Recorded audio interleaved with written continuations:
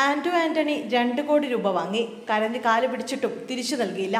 ആരോപണവുമായി എൻ.എം. Raju. Pathanamthitta M P Anto ആന്റണിക്കെതിരെ സാമ്പത്തിക തട്ടിപ്പ് ആരോപണവുമായി നെടുമ്പറമ്പിൽ ക്രെഡിറ്റ് സിൻഡിക്കേറ്റ് ഫിനാൻസ് സ്ഥാപന ഉടമയും കേരള കോൺഗ്രസ് എം നേതാവുമായ എൻ.എം. രാജു 2 മാസത്തിനകം തിരികെ നൽകാമെന്ന ഉറപ്പിൽ ആന്റോ ആന്റണി തന്റെ പക്കൽ നിന്നും 2 കോടി രൂപ വാങ്ങിയെന്നും എന്നാൽ 7 വർഷം കഴിഞ്ഞിട്ടും 20 ലക്ഷം രൂപ മാത്രമാണ് തിരികെ നൽകിയതെന്നും രാജു ആരോപിച്ചു. പലതവണ കരഞ്ഞുകൊണ്ട് ചോദിച്ചെങ്കിലും പണം തിരികെ നൽകിയില്ലെങ്കിലും ഈടില്ലാതെയാണ് താൻ പണം നൽകിയതെന്നും രാജു പറഞ്ഞു. വാർത്താ സമ്മേളനത്തിലായിരുന്നു രാജു ആരോപണം ഉയർത്തിയത്.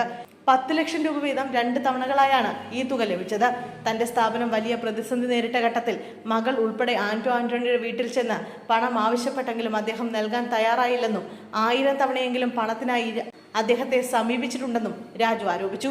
ആന്റോ ആന്റണിയുമായുള്ള വ്യക്തിപരമായ ബന്ധത്തിന്റെ പുറത്താണ് യാതൊരു ഈടുമില്ലാതെ ഓഫീസിലെ അക്കൗണ്ട് വഴി ഈ പണം നൽകിയത്.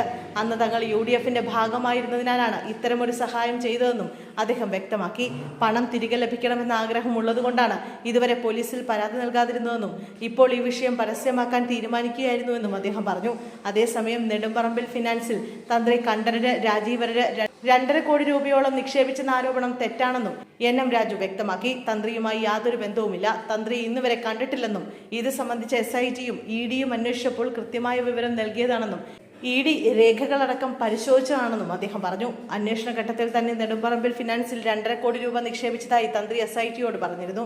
ഈ സ്ഥാപനം പൂട്ടിയപ്പോൾ ഈ പണം നഷ്ടമായെന്നും എന്നാൽ പരാതി നൽകിയിരുന്നില്ലെന്നും കണ്ഠരര് രാജീവരര് പറഞ്ഞു. ഇതുമായി ബന്ധപ്പെട്ട അന്വേഷണത്തിന്റെ ഭാഗമായി കഴിഞ്ഞ ദിവസം ED സംഘം നെടുമ്പറമ്പ് ഫിനാൻസിന്റെ ഓഫീസിലെത്തുകയും പരിശോധന നടത്തുകയും ചെയ്തിരുന്നു.